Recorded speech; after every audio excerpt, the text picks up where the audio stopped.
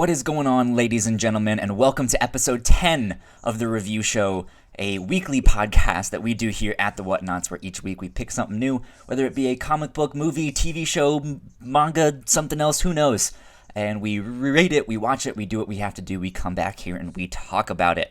My name is Kyle Springer, and I am joined, as always, by Melissa Wilkinson.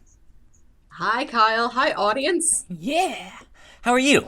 How has your week been? My week has been great. I'm all dolled up for this recording because after this I have to leave and go to my nephew's high school graduation party. So I'm in my proud aunt finest. There you go. I noticed you had a bow in your hair. There you go, looking like Kiki from Kiki's delivery service. She's a real style icon. I do have a lot of big bows. Sweet. So it's is it high school graduation? Yeah, high school graduation. I went to the ceremony earlier this week and now it's like the fun park barbecue. Nice. Mm-hmm. Nice. That'll be lots of fun. It's a good day for it too. It's a little bit cloudy where I am right now. It's kind of in that will it rain? Will it not? I don't know. Yeah. But it should be a good day. Should be a good day. Let's see. My week has been good. I gave myself a haircut. That's that is the quite big an news. Accomplishment. Yeah. My hair was getting long and scraggly, and I was fed up with it because I hate when my hair gets long. But now I am back to normal buzz cut, Kyle. But yeah, let's dive in here. What are we talking about this week, Melissa? You pitched me 3 very good things last week, and I had to go with the first one, which was FLCL, because it's something I haven't rewatched in Yes, I haven't watched it in 7 or 8 years. I'm that one. I didn't realize how much I missed it until you told me about it. I have to pick that one. Yes. Yeah, it's a classic. It was a very good one too. So we're kind of a week late. If I had been thinking ahead and if I had realized it, we should have done this episode last week because we record episodes and then release them a week later. So this is a live show. You guys can be joining us on Twitch, twitch.tv/the Whatnauts. You guys can come talk to us as we are recording this. But if you guys miss it, it will be up a week later on YouTube and on podcast services, no matter what universe you are from. But yeah, we have that week delay. And as of last night, we are recording this on a Sunday morning, June 3rd. And as of last night, the first episode of Fooly Cooly Season 2 was on Cartoon Network, on Toonami or something.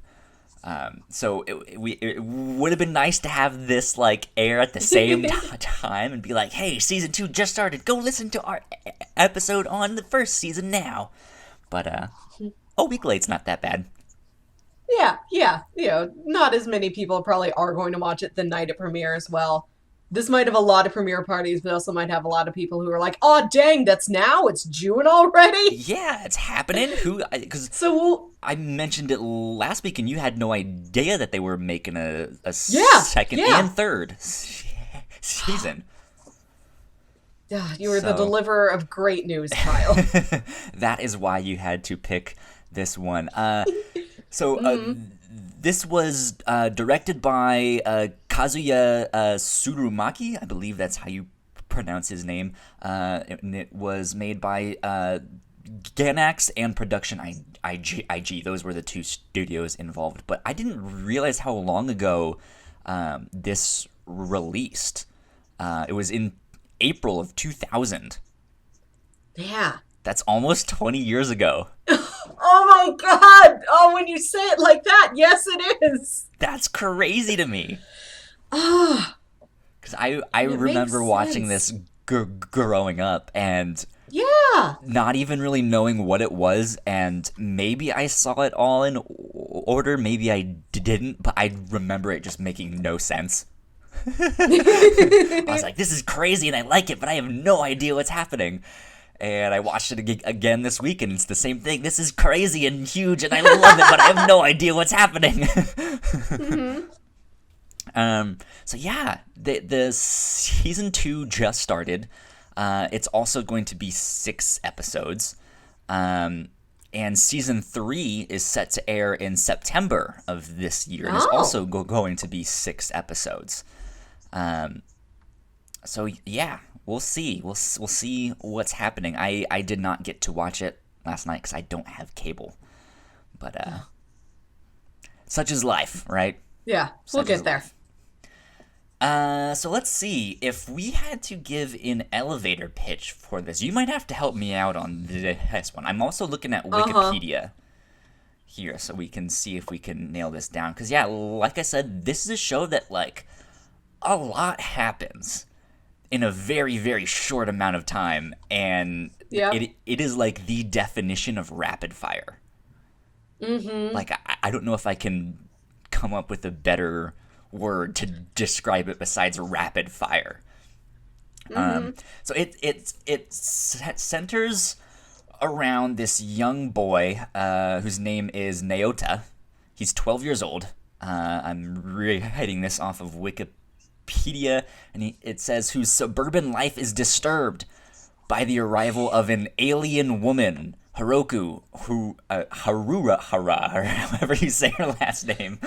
Yeah, Haruko Harahara. Yeah, something like that. I'm terrible with names. But it's kind of this idea that he's just this normal boy, and he has this idea in his head that he just lives in this boring old town where nothing happens.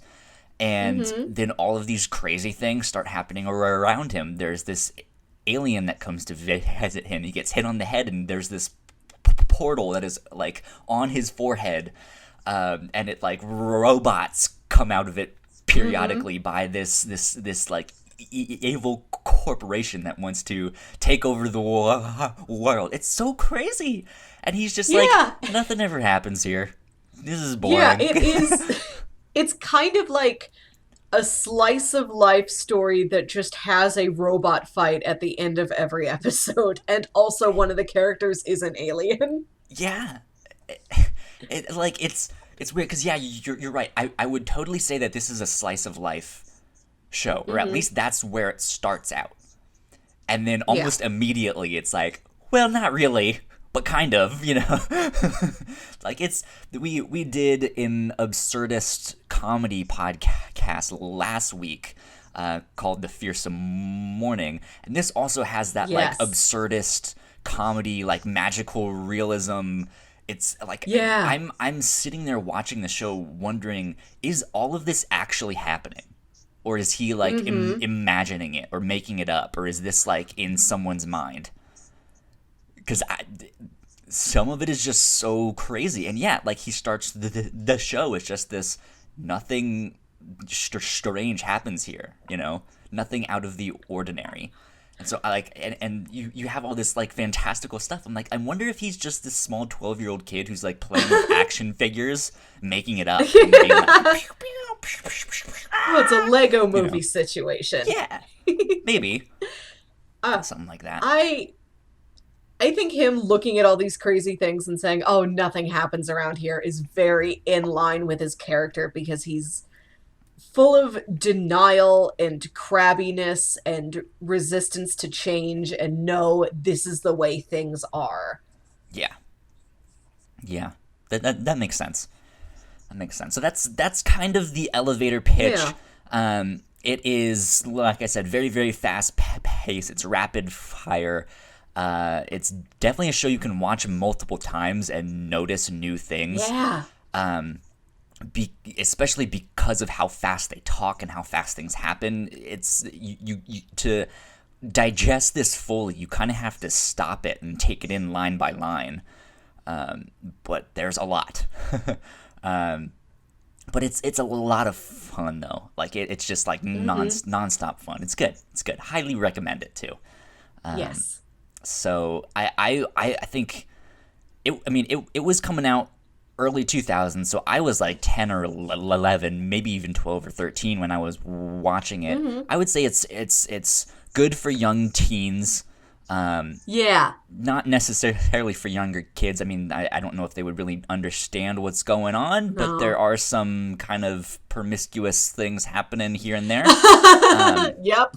Nothing that's really like overtly like, oh, here is this Yeah. sexual thing or whatnot. But it's just the hints Yeah.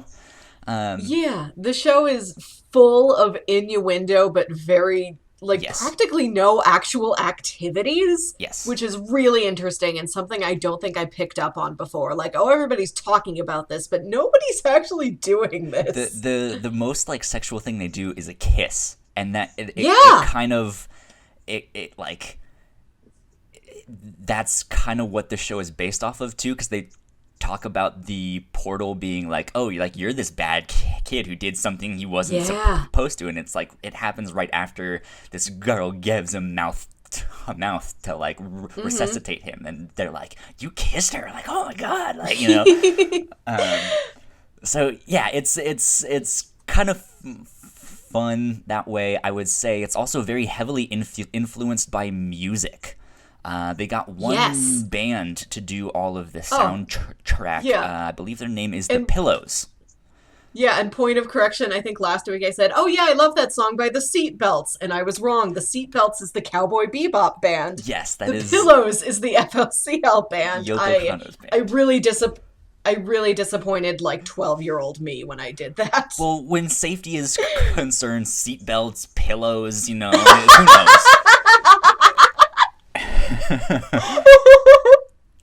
Um, yeah, so apparently there was also a manga and a novel that came out around the same time that this was Whoa. released, which I have not seen any of, but I'm kind of curious as to how the manga works, because Yeah. this is such a visual show, Yeah.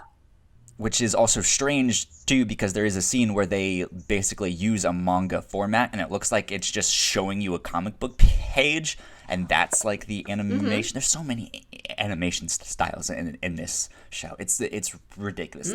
This is a must watch if you don't know much about anime, or if you think you do and you still haven't seen this yet. This is a must watch. Yeah. It is Yeah. absolutely a classic. It's easy to find. It's on the Adult Swim website right now. It's on Hulu. It's really short. You can get through the whole thing in 3 hours. Like, just have 6 yourself, episodes. have yourself an anime night. Like, cross this classic off your list. Yeah, totally. That being said, I think we are about to dive into some spoilers here in just a sec. I did mention earlier on that this is a live show. You guys can be talking to us live on Twitch. Right now, if you guys have seen the show, you guys can be telling us what we get wrong. That, hey, your opinion sucks, Kyle. Okay, you can be saying stuff like that. So come on down to twitch.tv/the Whatnauts. Give us a follow there. We would much appreciate it. Let's see, what else do I need to plug here? I don't know. We're on Patreon. I'll mention that at the end. All the social medias, Facebook, all that stuff. There you go. That's your opportunity to go watch this show and come back if you have not seen it yet, so we don't spoil it for you. Well, after I don't know how many years it's been for you seeing this, Melissa, what did you think? I was really glad I rewatched this, and there was so much of it that I didn't realize had drilled itself way deep down into my brain. Like, there's so many images that even though I hadn't seen them in like 7 or 8 years, and it had probably been 7 or 8 years before then that I had seen Right. it, like they just flashed like so bright and so vivid. Like, It's like, oh, I remember that. yes, I remember this like frame by frame, beat by beat, and it's That's awesome. back. It's back here in front of my eyes. It felt really warm and cozy to watch this again. Good. Yeah, I think last time I watched it was like a year and a half or 2 years ago. But even then, I've seen this show like 5 or 6 times, and there's always something new. Yeah. Because there's tons and tons of pop culture references and stuff like that. chock full of comic books and anime and all sorts of stuff. And one that I picked up on that I don't think I would have really gotten was the Castle of Cagliostro. They mentioned that by name, and there's a character that kind of looks like Lupin that is there for like 30 seconds. But we did an episode, or I did an episode of the review show on Lupin III, the Castle of Cagliostro, not that long ago. I believe it's episode 3, maybe? I don't remember exactly. Yeah, 2 or 3. Something like that. But yeah, go check it out. If you haven't seen that movie, that's also a fun one. We have an episode on that. That's a really well. good one. And yeah, so they mentioned it, and I was like, oh hey, I've seen that one. I know what they're talking about. I get that reference. Yeah. So that was fun. There's all sorts of like references to like Gundam and Neon Genesis Evangelion. Which, I mean, the whole show is actually kind of modeled off of what's happening in Neon Genesis Evangelion, I think. Just the idea that there's these, like, giant monster robot things coming in and attacking periodically, and they have to fight them off. That's kind of what's happening, you know, in Neon Genesis Evangelion 2. So it's a lot of fun. I really enjoyed rewatching this, and hopefully once second season of this is all out, I can sit down and binge it all and watch it, because that'll be fun. I'm excited to see what they do. Yeah. Yeah, almost 20 years is a long time to come back around to a TV show. 18, yeah. And it was just like that was it. That was done. And I think it was like 2015 or 2016 when they were like, "Hey, let's order season 2 and 3 of this show." Going big. Yeah. Going big, going home. So you had a fun time rewatching it. Was there anything that you were kind of expecting that you either did or did not get on this rewatch of Fooly Cooly? I think it was actually less weird than I remember it being. Interesting. Because this is and a I weird think show. part of it is also that I think part of that is also like in my head a lot of memories of this and a lot of memories of another anime called Excel Saga, which is the weirdest thing. Kind of got smushed together because I was watching those at the same time. I haven't seen that one. Oh man, Excel Saga is a wild ride. But so I think I was partially like remembering moments from Excel Saga that are not from this show, but yeah, I was surprised watching this. Like, oh, this is really pretty normal, like how I described it earlier. Like, it is a lot of slice of life stuff with just like robots and aliens and crazy giant irons as the backdrops for it. Yeah. There's a lot of very real human emotions in it. And I think that was something I kind of forgot about as time went on. Like, I remembered the craziness of it, and I didn't remember like the wistfulness of it. Okay. Yeah, because we mentioned kind of at the start of the show that it kind of frames itself as a slice of life. Yeah. And then it's kind of interrupted by all of this craziness. And I think one of the things that really stuck out to me on this viewing, was these like smaller emotional beats of just like, but I don't like sour drinks, you know? Yeah. And it like, I don't really know how, like, what that does necessarily to like further the story along or really show me much about the characters. Mm-hmm. But I think it was just nice to see. It's just it's like when you hear someone saying a run-on sentence and they're just going on and on and on and on and on and on and on and on and on, and then you go, and then blah, blah, blah, blah, blah, blah, you know, and it was those like moments of, okay, now I need to breathe, and then we're gonna go again 100 miles an hour. So that was really cool to me to notice those, because there's quite a few of them sprinkled in there. So there is a quote that I kind of want to read. Again, it's I saw it on the Wikipedia page of the show. Let me see if I can find it again. So the director, Kazuya Tsurumaki, responded to criticism of Fooly Cooly, stating that comprehension should not be an important factor in Fooly Cooly. Yeah, that makes sense. Like, there's so much going on in the show, it is kind of a puzzle. There are all of these layers you have to dig through, but the show never feels like you have to do that. The show's like, look, it's just us, we just are what we are. We felt like throwing in all of this stuff. You don't have to pay attention to it. Like, just have let fun. all of this weirdness wash over you. Yeah, just have fun. Yeah, I think it. I mean, I read that this morning and I was like, that is really funny. Yeah. It's just like, yeah, like they throw so much at you, and I'm totally the type of person who's like, okay, if something captures my attention and I like it, I want to sit down and understand it. What is going on? What are all the nuances? What is this character referencing? Is that a book? Does that mean I should read this book to understand them a little more? Stuff like that. And here's this show, and the director's like, you don't need to understand anything about this show to enjoy this show. Yeah.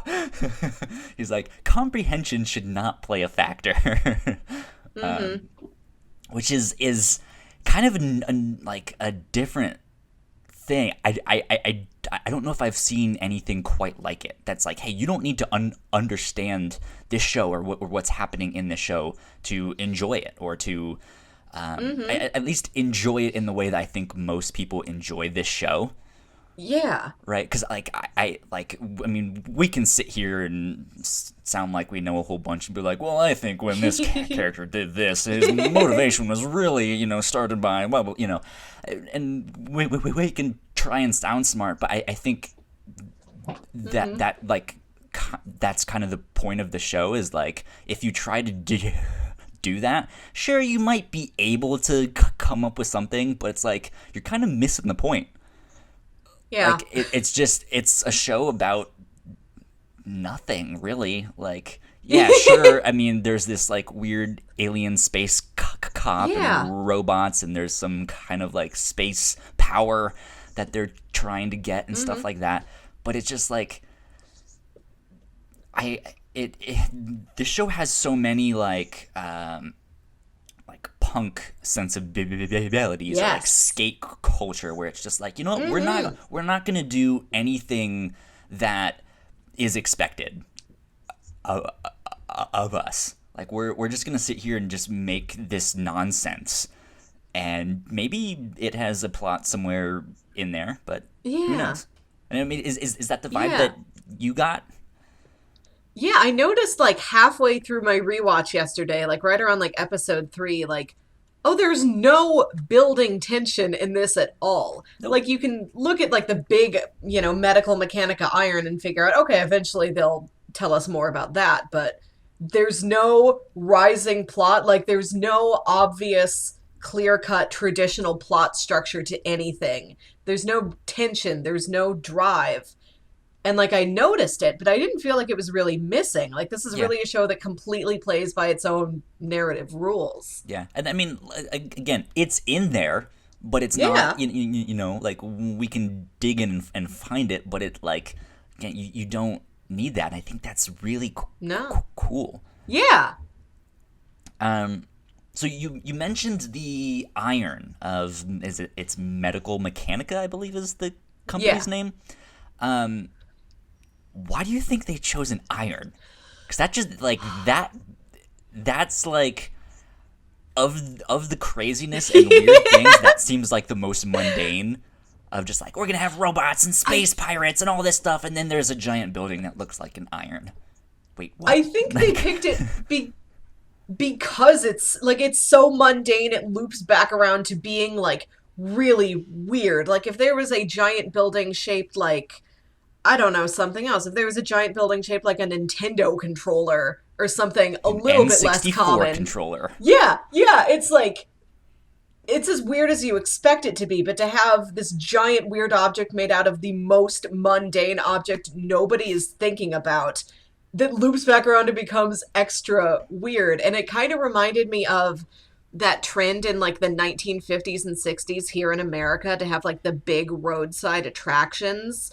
Like as you're driving around, Route 66, like, oh, we've got the world's largest ball of twine and that building shaped like a basket. Like our company makes baskets, so our building is going to be a giant basket. That's ridiculous. Yeah.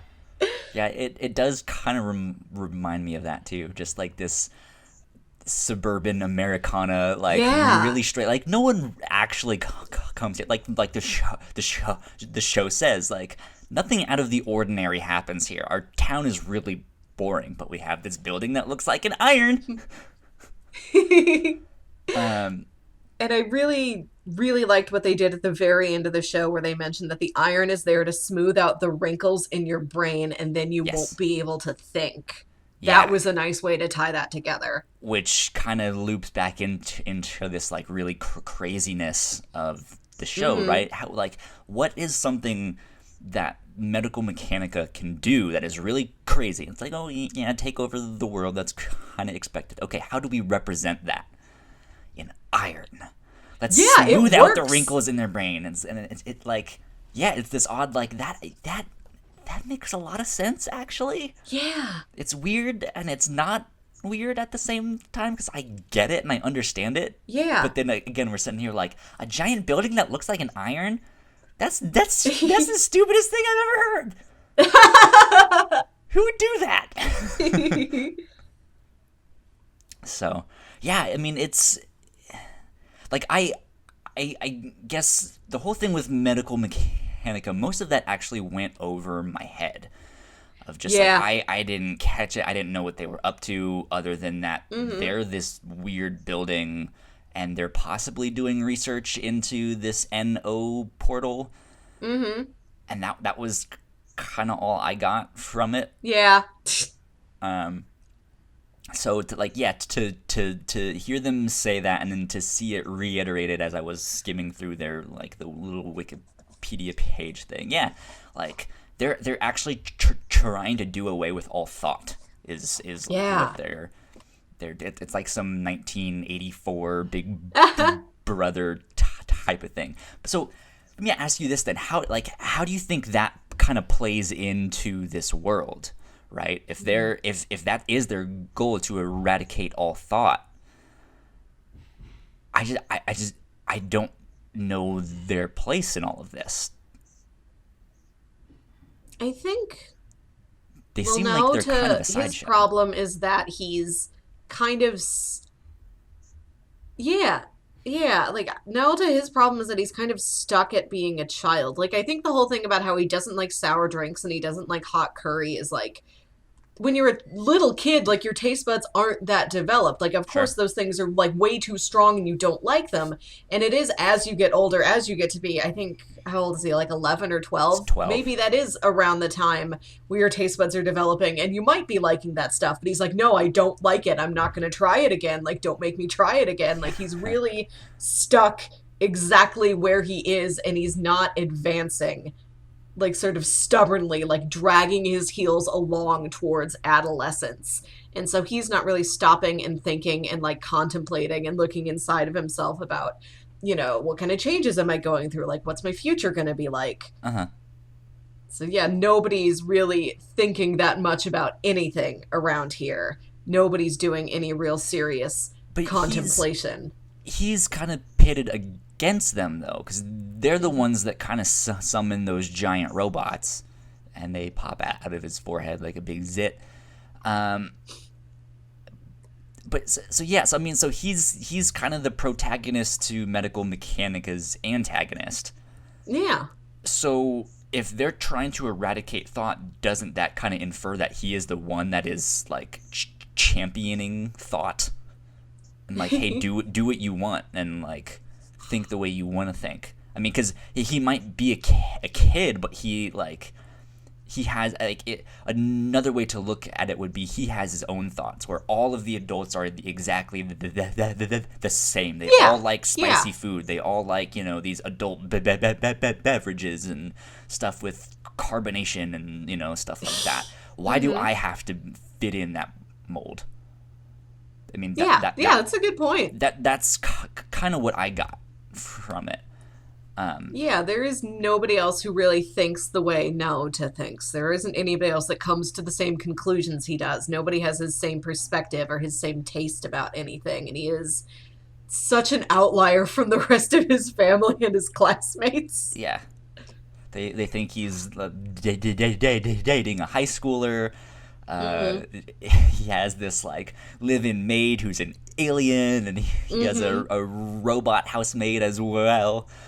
Yeah, I mean, like, do you think, here's one of our more like metaphysical questions or whatever the hell we're talking about? Like, I mean, is that something you think a lot of people deal with growing up? Like, hey, when I become an adult, I kind of have to lose who I am. Like, I mean, is that? I mean, is that what this show is kind of getting at, or is that one of the things? Because there is something else that I want to talk about that I was like, oh, so there might be some kind of underlying message here. But yeah, like, it like. I don't even know how to. I'm just like mumbling. Let's see. Yeah, like I have no idea how to say this.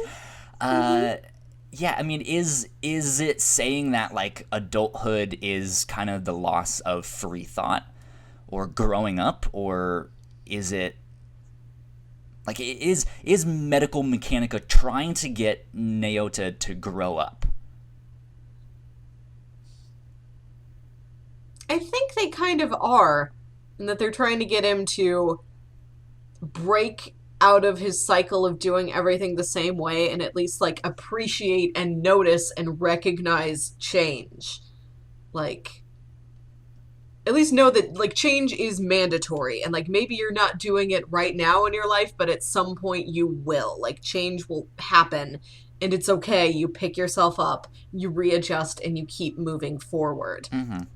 Like, he seems to have handled his brother's moving away to go work in America all right. I wish we knew more about that relationship and like what kind of kid Naoto was before his brother went away, and if they were really close friends or not. Because it seems like he's kind of dealing with the fallout of that, especially in his relationship with Mamimi. But I would have liked to have seen more of that with like his relationship with his dad and his grandpa, and yeah, so he's got one change that he's dealing with, and then he also has the rise of puberty, which is probably the biggest theme of this series. Yeah, because there. I mean, I mentioned it's like the show's kind of punk sensibilities, and I think that's kind of a big. I mean, I guess I don't know super much about the whole punk movement and stuff like that, but like I always get the idea that like, hey, they're kind of against this. This idea of you have to conform and you know be the working class cog in the machine, you know, do something crazy, have your hair spiked up, you know, have it bright ass green, you know, and to me I think that's kind of what Naota is going through, right? Like he's at this idea where it's either like, hey, you conform and be like an adult and go to work at the factory and you know that's it, that's your life, or are you gonna do something crazy and be yourself, you know? Yeah. And I think, yeah, we don't know much about his brother, but I think he kind of has that looming over him of like, hey, my brother grew up and went to be a cog in the machine somewhere, you know.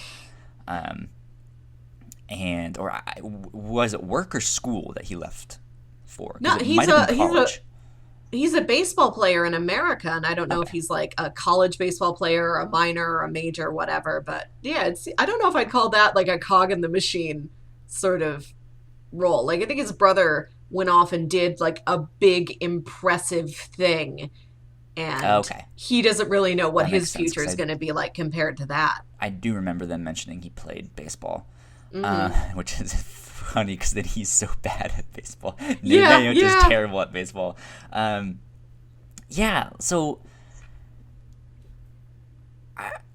I guess he's then idolizing his brother of just like, hey, he did what he wanted, Yeah. and he wants to follow in those footsteps. Okay, that makes sense. That makes sense then. I got it. So I did have one other thing that I noticed Yeah. in terms of like, hey, maybe this show has an underlying meaning. And it fits right in with everything we've just been talking about. Episode 4, I believe, is the baseball episode. Yeah. And it starts off basically with kind of the sentiment of that famous Wayne Gretzky quote where like you miss 100% of the shots you don't take, right? And for Naoto, it was like, hey, you at least need to swing the bat, right? Like you at least need to try and do something. And because we see him playing baseball and he just stands there with the bat and doesn't even move, and it's like strike. And like that, it was strange to me because in this show of just kind of non sequiturs and random segments or seemingly random segments, that was like life lesson moment. Like, hey, swing the bat, give it a shot, and that really stood out to me. So I was like, oh, I wonder if there was others. Oh, dogs are barking in the background.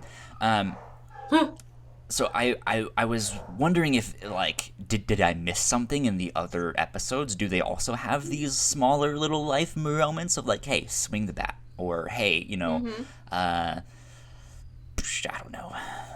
I was trying to make something up with music, but I don't know. Yeah, but just, like, is there something like that in each episode? Did you pick up on any other ones? I don't know. Life lessons. Honestly, what I was mostly paying attention to, like the aspect and the theme that fascinated me the most was the whole like adolescence and like sexual awakening and like sexual refusal of the call if we're gonna get all heroes' journey about it.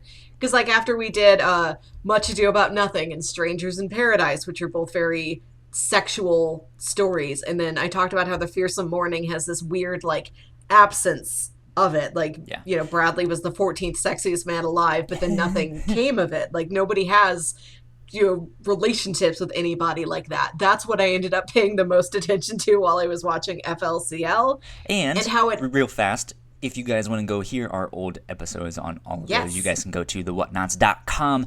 All our episodes are up on there. Continue.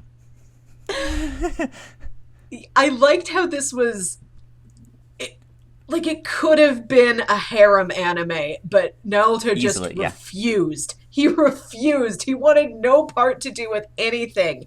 And I like how like girls, be it like Haruko and Mamimi and the his classmate. Oh, hold on. Let me look. Give me one sec. There's the purple-haired classmate. There's the photographer girl who smokes that had a crush on his older brother. And then there's the alien. Nina Mori, that's his classmate. Yeah. So he's got these 3 different options. I mean, some of them are considerably older than he is, but... Yeah.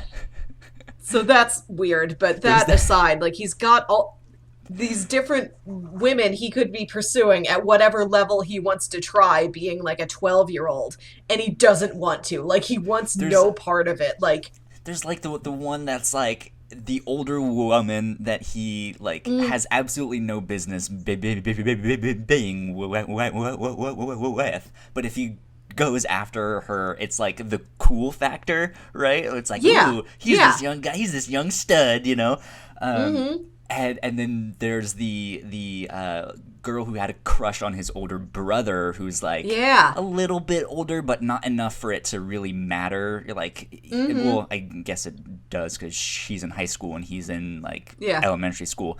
But it's one of those things like people aren't gonna they're just gonna think, oh, they're good friends, right? And we know nothing is gonna happen from that because she's also lovesick for his brother. And then there's his classmate. It's like, go after her, dude. Like, she's your age. Like, she's the one that makes sense, you know? Yeah, and she seems to really like him, and he almost pays her no mind. Yeah, and it's I weird. thought that was so interesting that he's not, like, excited for, like, adolescence and growing up and, like, getting to know girls. Like, he notices girls. I don't really think anyone is excited for for puberty and adolescence. Yeah. But, like, he's not like, oh, man, when I grow up. And, like, he notices these girls, but he notices them as far to decide they're annoying. Like, the theme of this for me was, like, sex is annoying. Yeah. And I thought that was really interesting. And especially, like, compared to his dad, I was fascinated by his dad, who's this, like... His dad was just a horn dog. Yeah, just a horn dog, acts not at all like a father. It's like his dad is just, like, his weird older roommate, almost. He kind of was. And his grandpa. Too, like, same type of thing. But to me, it was really weird because the father thought that he was going after the alien girl, like pursuing her romantically. And the father was so confused about it. Yeah, he was just like, "What? How dare you?" Like, it's like he walked in on them kissing, and it's like, I wasn't actually kissing her. It's the horn in the back of my head. I couldn't help it. It's like, I didn't mean to. It's not what it looks like. Oh God.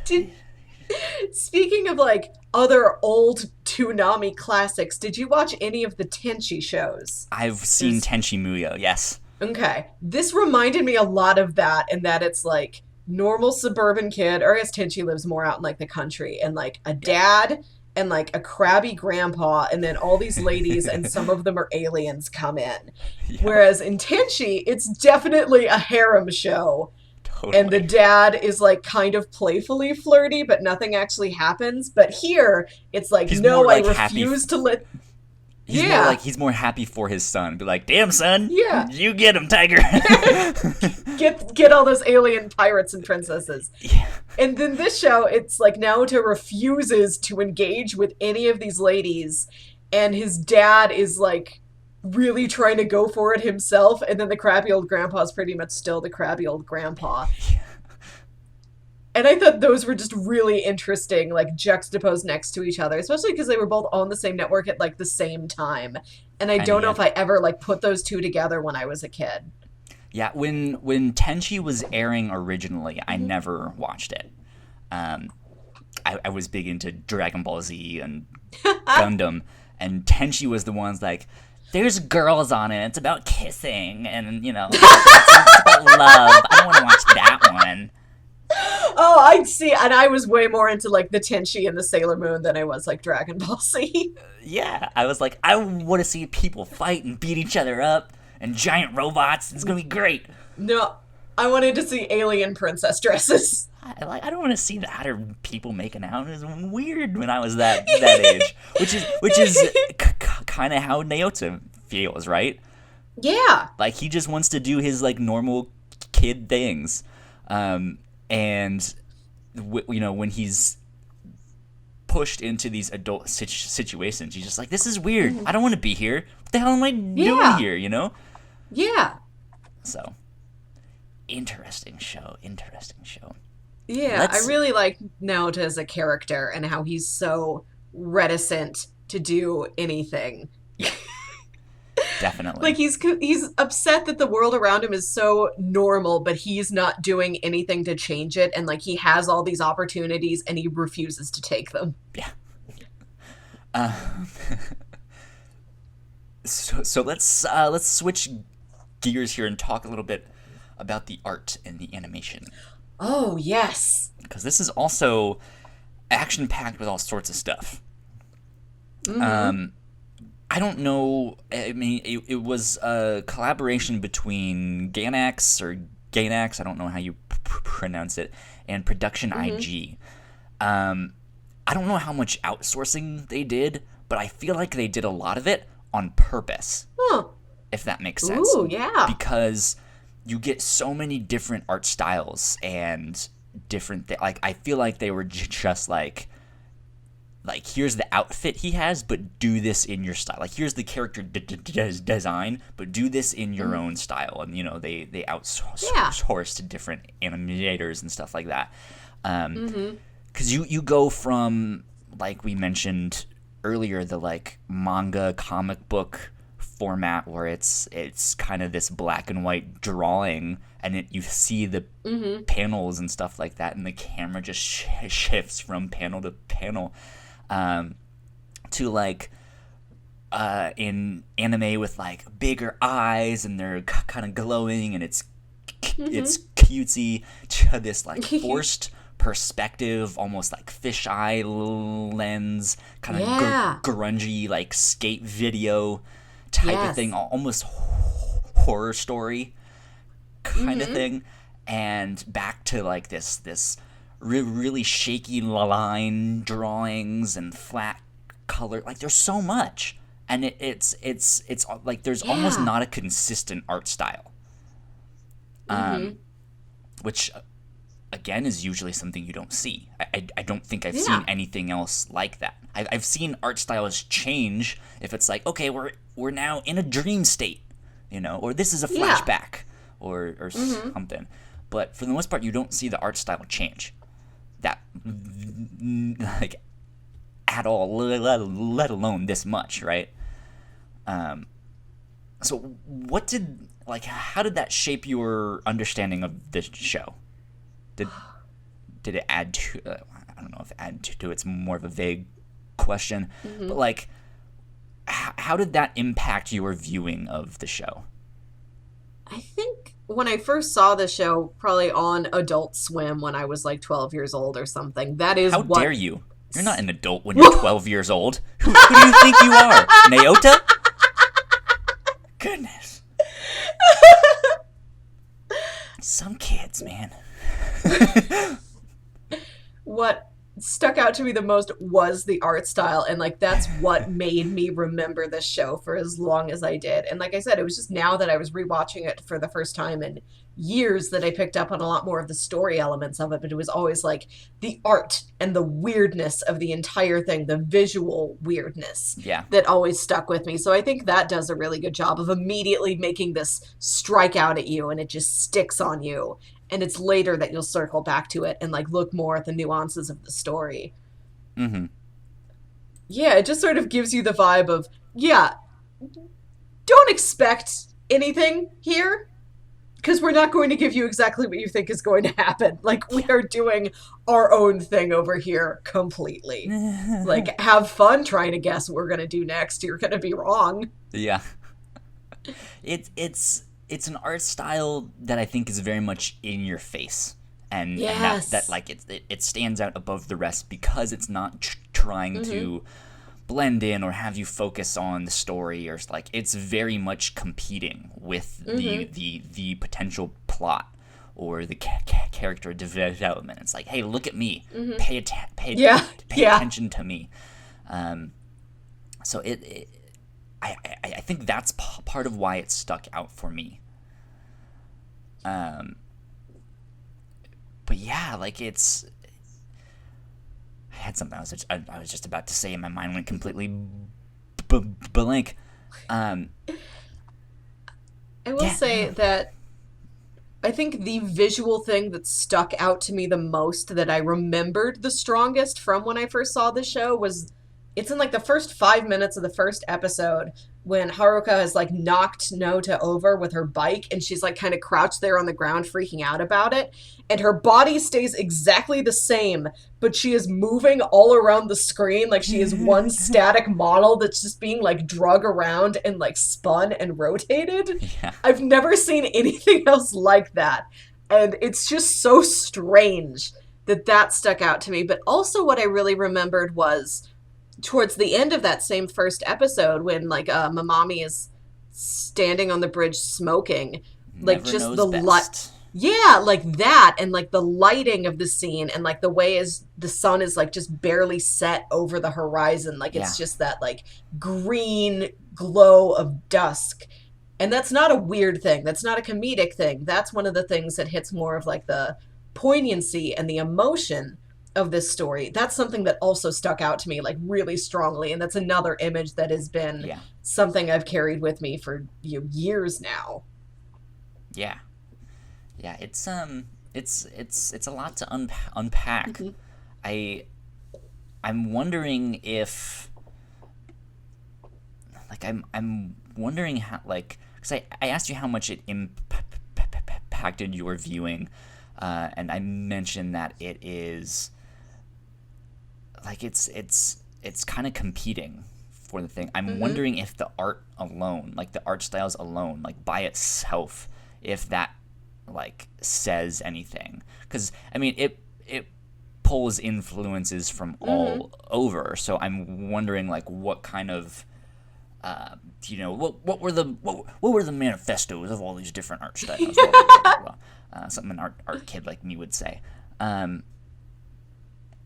it like I'm wondering how far you can dig into that and see like, oh, like this is a style that's based off of this animator.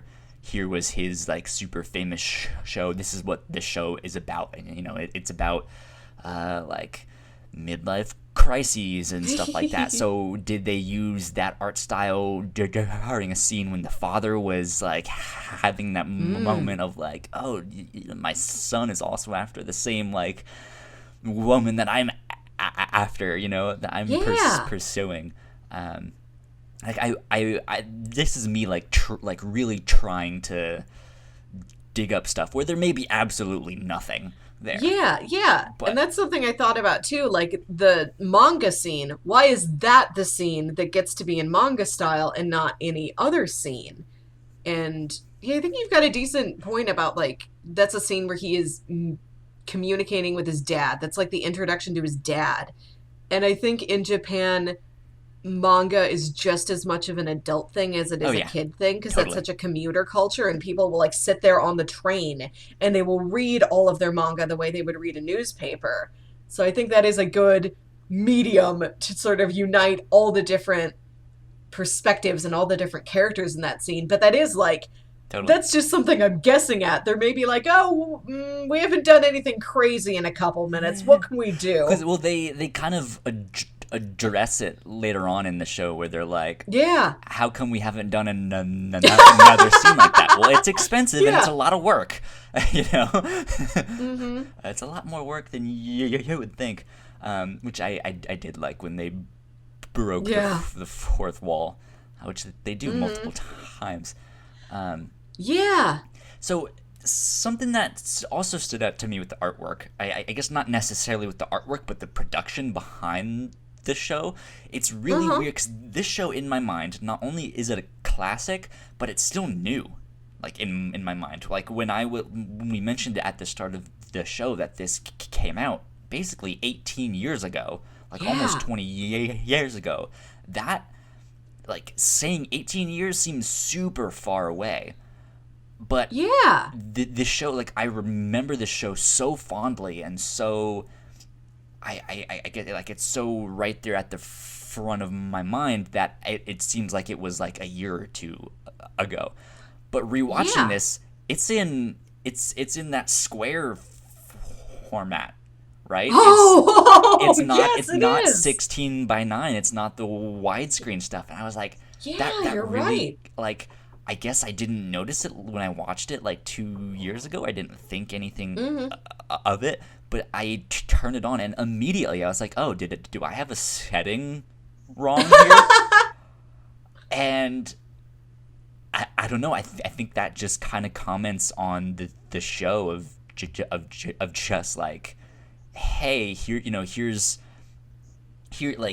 something that is almost timeless because it has so many different art styles, because Yeah. it's not one specific thing, right? Mm-hmm. I mean, the only thing that really dates it is the fact that it is in that square format. But besides that, it like, yeah, I was, whoa, this is that old. Like Yeah, they you're don't have right. It the widescreen. yeah, it is so strange and so outside of normal human life that it feels timeless. And yeah, I know how old the show is because I remember when I first watched it, but I think I could show this to somebody who had never seen it before, who had never heard it before, and they wouldn't know that it wasn't from like the last couple years. Yeah. Yeah. Except for the aspect ratio. That's the only thing that gives it away. Which, one of the other animated shows that I think really holds that like timeless appeal to me is Batman, the animated series. Yeah. Because that was, like, I love that show. And I think you can still watch it today and it holds up. But some of the artwork, it's weird because it's so different. I think, and it has its own unique style so much so that you can kind of forgive it some things, but especially some of the early episodes of Batman the Animated Series, not the greatest animation. Not the greatest, but it is also in that square format.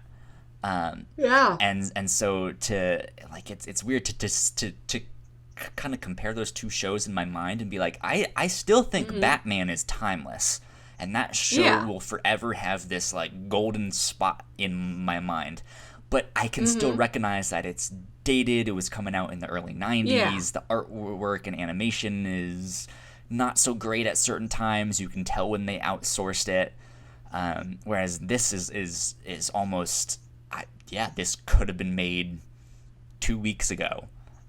And I would have been like, yeah, that makes sense.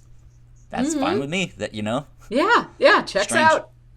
Strange how things work like that. Did you have a favorite episode? I think I've got a fondness for the first one because I think I've seen it more often than I've seen the other episodes, and it is so striking. Yeah. It's like a really great introduction to what the series is, and even if you've never seen anything else, if you only ever just saw episode 1, it would be still a really memorable experience. Yeah. But I also really love the third episode, which is the one with Nina Mori and the school play. I think so, yeah. Yeah. Yeah, I think for me it's 1 and 4. You said, just the opening one I think is fantastic, and then I think episode 4, which is the baseball one, which is the one that I was like, oh, maybe that was the one like a light bulb went off in my head, and I was just like, oh, maybe there is some stuff that I missed, and it's trying to say something, but it's not really pushing it on you, right? Because it's underneath all of this, all of these giant robots and who knows what, Yeah. So I think those two really stuck out for me. Do you have anything else you want to talk about with this? I don't know. It was just really great to go and revisit, and like there are things that I understood better since the last time I watched it. Like, I think I'd heard the name Castle of Cagliostro, but I'd never seen it, and now I have seen it. So yeah, like you, that was like, oh, I get this joke now. But then there's other things like the guy with the big eyebrows that still makes as much sense to me as it ever did. It's still weird, and I like it, but I don't totally get it. Probably a reference to some anime out there, who knows. Yeah, I'm sure if you look up like Easter eggs and Fooly Cooly references, you can find something on that. Who knows? Maybe we're wrong. It's all new. Yeah, so I like how it makes more sense to me as I get older and as I keep watching it, but also there are parts of it that will always completely elude me, and I don't mind. It's a lot of fun. There's so much stuff. So much that happens. It's crazy. In and of itself, the amount of stuff that they packed into 6 episodes is mind-boggling. That that deserves an award by itself. Congratulations, guys! Your episodes are fucking clown cars.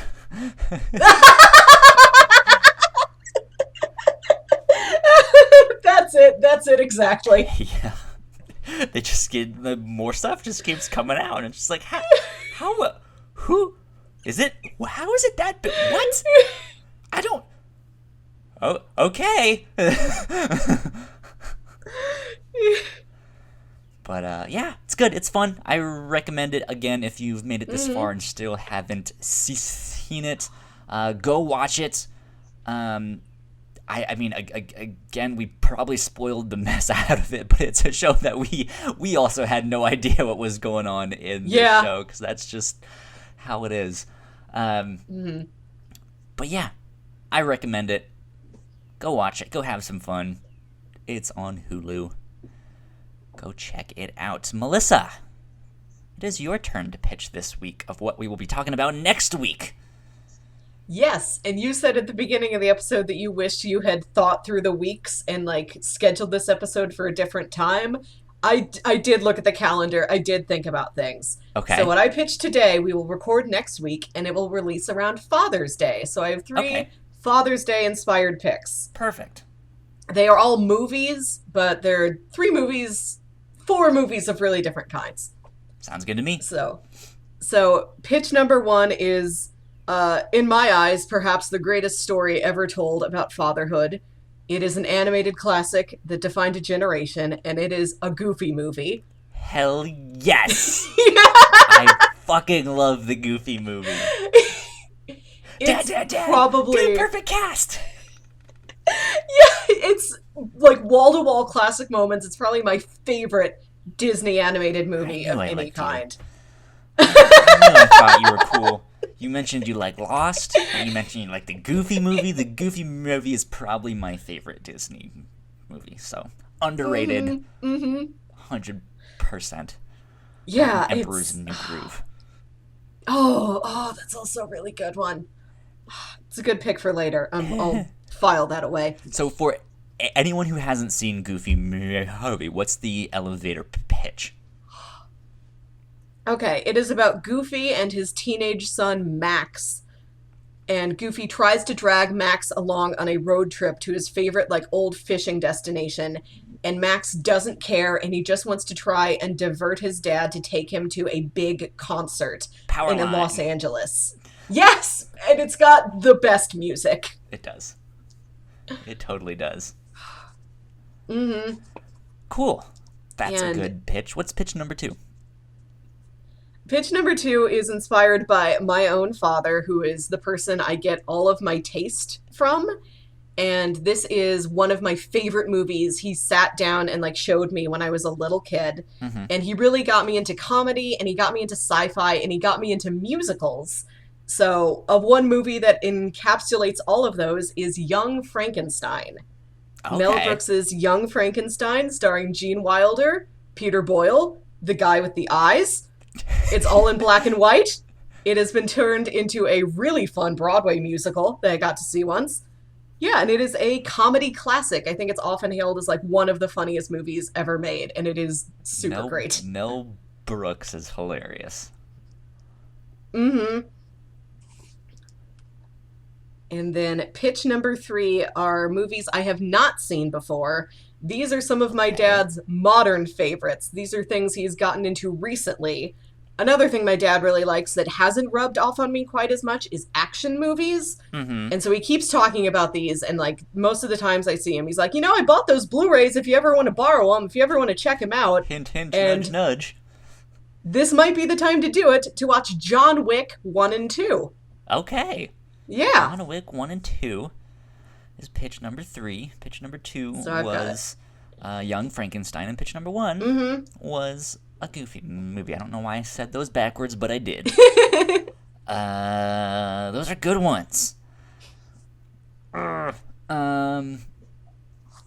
Let's see. I think I'm gonna go with Young Frankenstein. Ooh, okay. I haven't seen that one, and I like Mel Brooks, but as you mentioned, like, sci-fi musical something else, I was like, what in the world? How does that even work? Like, I mean, it's as sci-fi as any telling of Frankenstein is. It's not like there's aliens or something in it. But yeah, Frankenstein technically counts as science fiction. Yeah, he was the first one, right? Yeah. Wasn't Mary Shelley the inventor of sci-fi? Yeah, sci-fi and horror, I think, are really pinned on her. Yep. There you go. Hmm. Sounds good. Going back to a classic on more than one account. Yeah.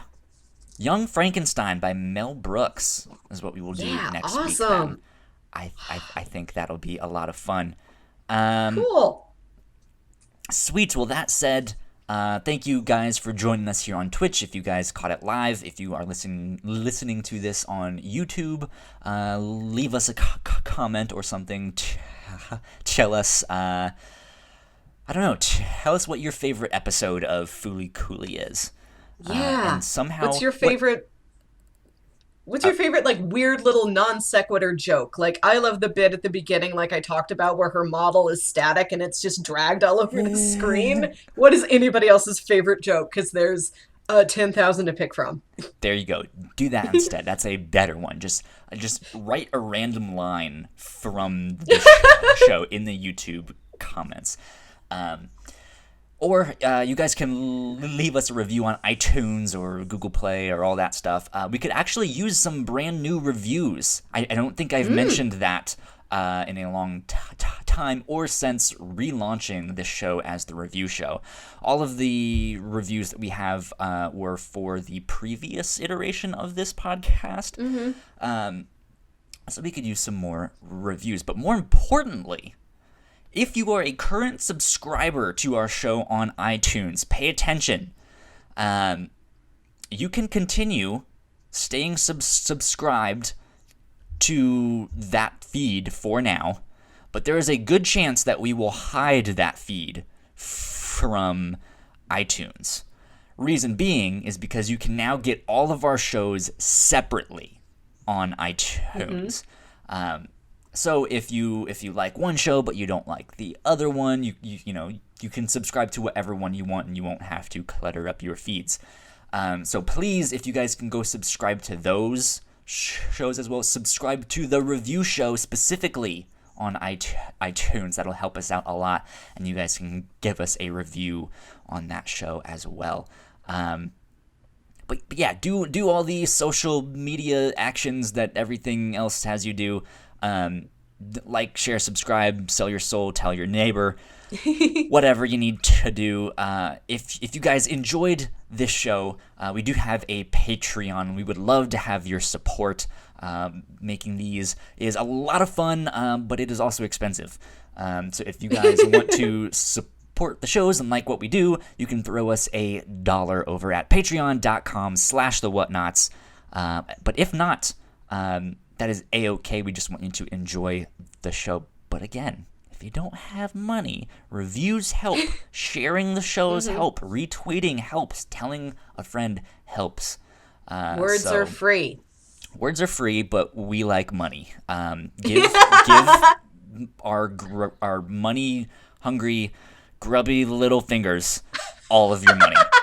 Do it right now. Our little raccoon hands. Yes. Give our little raccoon hands all your dollar bills. Make sure they're in small, unmarked, unnumerical order bills. Anyways, do all that stuff on social media. Melissa, where can they find you on the interwebs? I am on Twitter at Wilkywit, WILKYWIT. Still getting that patter down. I'm there talking a lot about podcasts I am on and listen to. There you go. Good stuff. If you guys want to yell at me on the internet, you can find me at Hush315. And that's on Twitter, if you couldn't tell by yelling at me. Anyways, I think that will do it for the review show this week. My name is Kyle Springer. I'm Melissa Wilkinson. And this has been the review show. We will see you guys next week. Adios, guys. Bye.